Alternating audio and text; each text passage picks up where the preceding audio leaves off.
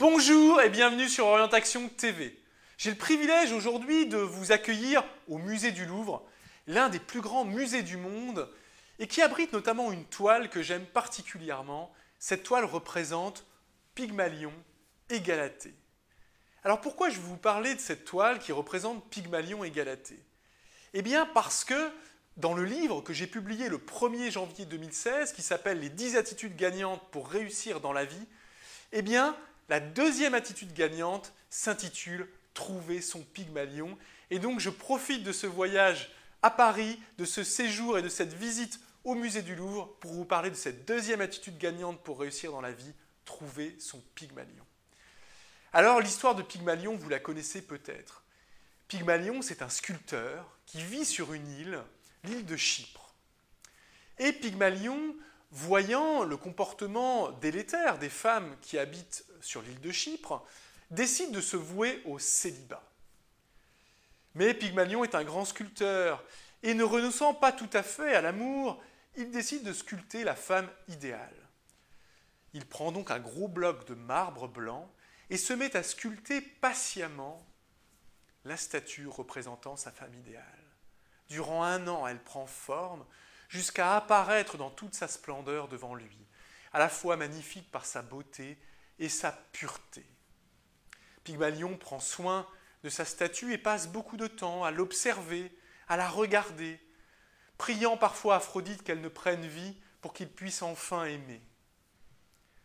Et un soir, Aphrodite, voyant ce sculpteur tomber amoureux de sa statue, décide de lui faire un cadeau.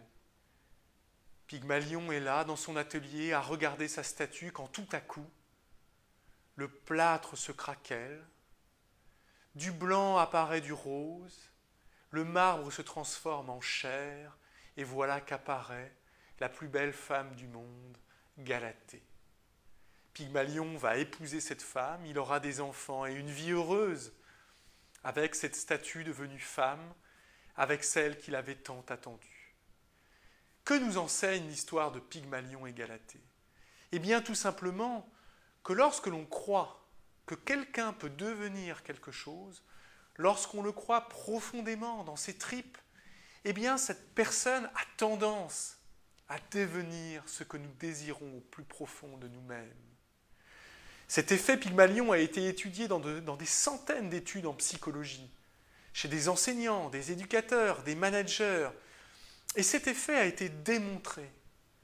Si vous pensez que votre enfant peut devenir meilleur, si vous pensez que votre épouse ou votre mari peut devenir meilleur, si vous croyez profondément que vos collègues, que vos subalternes peuvent devenir meilleurs, eh bien dans un grand nombre de cas, ils deviendront effectivement meilleurs, car ils ressentiront cet amour, finalement, que vous leur portez et ce désir profond que vous avez de les voir progresser, évoluer et aller vers quelque chose de bien. Que nous apprend l'effet Pygmalion pour sa propre réussite? Eh bien, 2 choses principales. La première, c'est qu'il faut toujours trouver son Pygmalion si l'on veut réussir.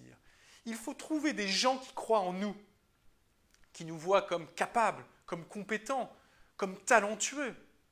Cela peut être ses parents, cela peut être un frère ou une sœur, cela peut être des amis, ou même parfois des inconnus. Une belle rencontre, quelqu'un dans les yeux duquel on va se voir comme beau, comme talentueux, comme destiné à réussir. Trouvez votre Pygmalion et vous réussirez. Et puis le deuxième principe qui me semble important, c'est que vous-même, vous devez être un Pygmalion. Dans les gens que vous rencontrez, croyez en eux, croyez en leurs talents, que ce soit vos enfants, votre conjoint, vos collaborateurs, croyez en eux, même si les signes sont contraires, même si parfois les relations sont difficiles. Si vous croyez profondément dans leur capacité à se dépasser et à devenir meilleurs, alors effectivement ils deviendront meilleurs et cela vous permettra d'avoir une relation plus harmonieuse avec eux et tout simplement de réussir cette relation. Écoutez, je vous dis à très bientôt. N'oubliez pas mon livre « 10 attitudes gagnantes pour réussir dans la vie ». On l'offre gratuitement sur le site internet d'Orientation. Venez, téléchargez-le, lisez-le, prenez du plaisir, partagez-le, offrez-le au maximum de gens que vous voulez car la réussite est quelque chose qu'on ne peut pas garder pour soi, c'est quelque chose qu'on offre parce qu'on a envie que les gens tout simplement soient heureux et réussissent leur vie. Je vous dis à très bientôt, bonne chance.